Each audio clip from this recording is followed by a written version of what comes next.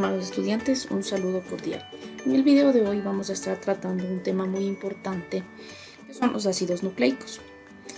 Para empezar, hablaremos del ADN.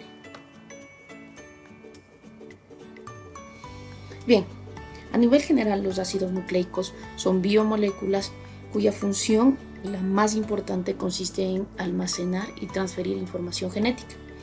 Dentro de los ácidos nucleicos tenemos dos tipos, ¿no? El ácido desoxirribonucleico o ADN y el ácido ribonucleico o ARN. La principal diferencia entre estos dos es que el ADN tiene una forma helicoidal y que tiene dos hebras, ¿sí? Mientras que el ARN solamente tiene una hebra. Ambos, tanto el ADN como el ARN, están formados por nucleótidos, ¿sí?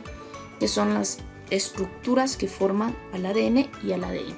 Estos nucleótidos están formados por las bases nitrogenadas, un azúcar y el grupo fosfato.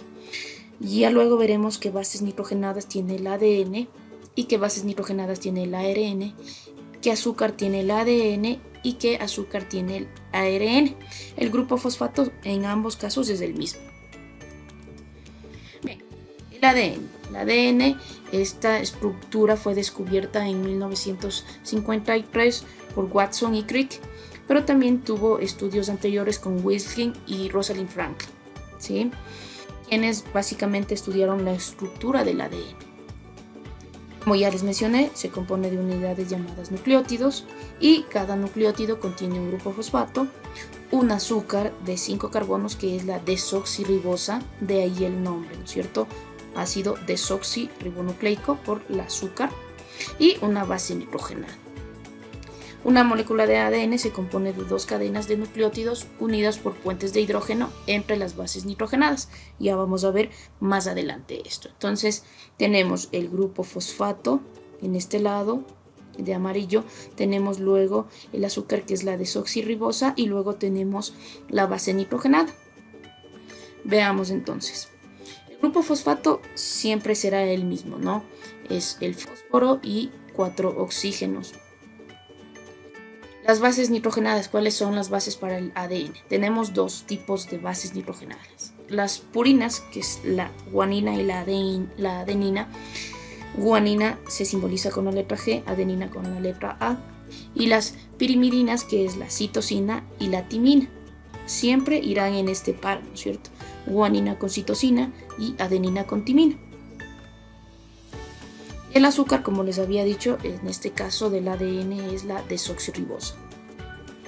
¿Cómo está formado el nucleótido? Entonces, para el nucleótido de guanina tenemos el grupo fosfato, el azúcar, la desoxirribosa y la guanina, que es la base nitrogenada. Para el nucleótido de citosina tenemos el grupo fosfato, el azúcar, que es la desoxirribosa, y la citosina. Para la adenina tenemos el grupo fosfato, el azúcar y la base nitrogenada, que es la adenina. Y finalmente para la timina es el grupo fosfato, la desoxirribosa y la base nitrogenada, que es la timina. Entonces básicamente la estructura es igual, ¿no? El grupo fosfato, la desoxirribosa, lo único que cambia es la base nitrogenada. Cada base nitrogenada se va a juntar con otra base nitrogenada formando lo que se conoce como el par de nucleótidos. Recuerden que el ADN tiene dos hebras, ¿no es cierto? Entonces ahí se van formando las dos hebras. Entonces siempre será guanina citosina, ¿sí? Fíjense aquí tenemos lo mismo, grupo fosfato, la desoxirribosa, la base nitrogenada, se junta o se une a la citosina, que es la misma estructura, el azúcar y el grupo fosfato. ¿Mediante qué se van a juntar las bases nitrogenadas? En este caso, para guanina y citosina se juntan mediante puentes de hidrógeno que son de 3 enlaces, 1, 2 y 3. ¿Sí? De esta manera se forma la unión entre guanina y citosina, formando un par de nucleótidos. Vamos. Igualmente, el par de nucleótidos al revés, ¿no? Citosina, guanina. Básicamente es lo mismo, se forman por la unión de 3 puentes de hidrógenos con 3 enlaces, ¿sí? Y lo único que hemos hecho es poner al revés, citosina primero y luego guanina, pero la estructura es la misma. De esta manera formamos el par de nucleótidos citosina-guanina. Sigamos. Vamos, ¿qué es lo que pasa con adenina y timina? Se van a juntar gracias a dos puentes de hidrógeno, es decir, gracias a dos enlaces, ¿sí? La diferencia entre citosina-guanina es que anteriormente era 3 enlaces, para adenina-timina son solamente 2 enlaces. Lo mismo, ¿no? Tenemos el grupo fosfato, la desoxirribosa y adenina, luego se juntan mediante los 2 enlaces a la timina y bueno, la desoxirribosa y el grupo fosfato, ¿sí? Entonces aquí tenemos el par de nucleótidos adenina-timina. Lo mismo va a pasar para timina-adenina, que es al revés, ¿no? Tenemos los 2 enlaces, la estructura es la misma, lo único que cambia es la base nitrogenada. Listo. De esta manera se juntan los nucleótidos, las bases nitrogenadas, y así es como se vaya juntando los nucleótidos para hacer la doble cadena. ¿Ah? Entonces tenemos un nucleótido de citosina, otro de guanina, uno de timina, otro de adenina, ¿sí? Entonces fíjense, tenemos los dobles enlaces, los triples de enlace, ¿ya? Y cómo se junta, ya hemos visto cómo se junta de manera horizontal, pero cómo se junta hacia abajo.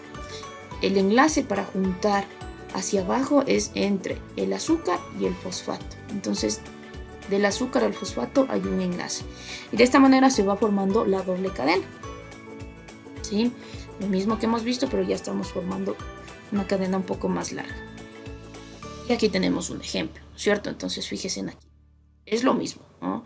El grupo fosfato, tenemos el azúcar y aquí estarán las bases nitrogenadas. ¿Listo? Entonces, en este caso hemos tenido adenina-timina, citosina-guanina, timina-adenina, adenina-timina, citosina-guanina, guanina-citosina. Entonces, la distribución o el orden de las bases depende de cada gen que estemos analizando, ¿sí? Y esta diversidad de disposición de las pares de bases nitrogenadas es lo que nos hace diferentes a los unos de los otros, ¿sí? Bien, este es otro ejemplo, ¿no? Entonces fíjense, aquí tenemos guanina-citosina, citosina guanina, adenina-timina, adenina-timina, citosina-guanina, adenina-timina. Entonces la disposición de las bases nitrogenadas es lo que nos da las características propias que nosotros tenemos, ¿sí?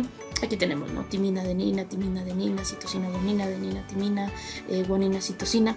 Entonces la disposición de estas bases nitrogenadas es lo que nos da nuestras características genéticas propias. Finalmente, ¿cuáles son las funciones del ADN? Entonces, la principal función del ADN es llevar la información genética, obviamente transmitirla y controlar la aparición de caracteres.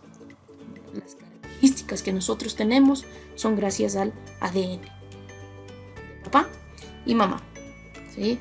Además tiene otras funciones, ¿no es cierto? Es importante porque el ADN hace copias de sí mismo, ¿sí?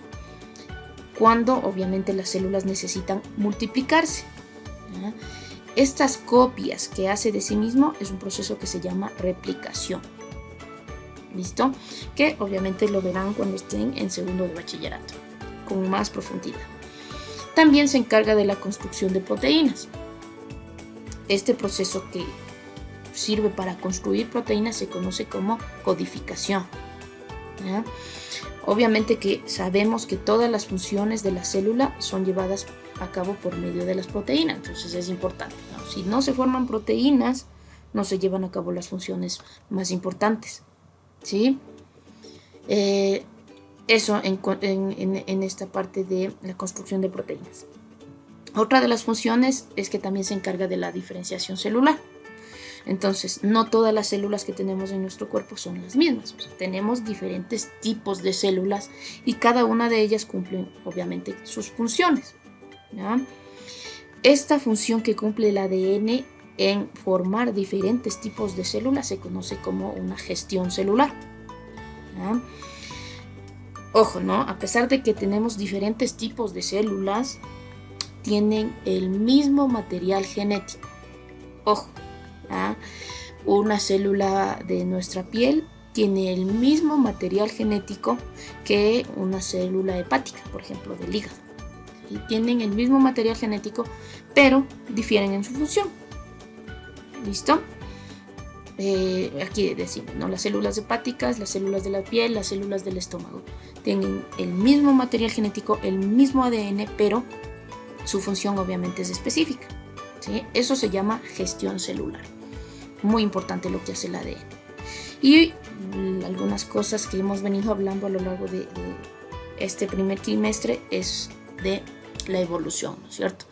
Y obviamente que se produce evolución si el ADN es capaz de mutar, ¿no? Pero es que si tenemos el mismo ADN de nuestros antepasados, quizás no hubiésemos sobrevivido. Pero gracias a que el ADN muta, nosotros también hemos podido evolucionar, ¿sí? Algunas mutaciones, las que son favorables, esas se van a transmitir a la descendencia y obviamente se va a producir un cambio evolutivo, ¿no? No todas las mutaciones pasan de descendencia a descendencia. ¿Por qué? Porque no todas son buenas. Entonces, aquellas mutaciones que nos faciliten a nosotros vivir en la Tierra, acostumbrarnos a las condiciones de la Tierra, esas se transmiten. Bueno, las mutaciones que no nos ayudan, esas no se van a transmitir, ¿sí? Esto es todo en referencia al ADN. Luego vamos a tener otra información sobre el ARN. Muchas gracias.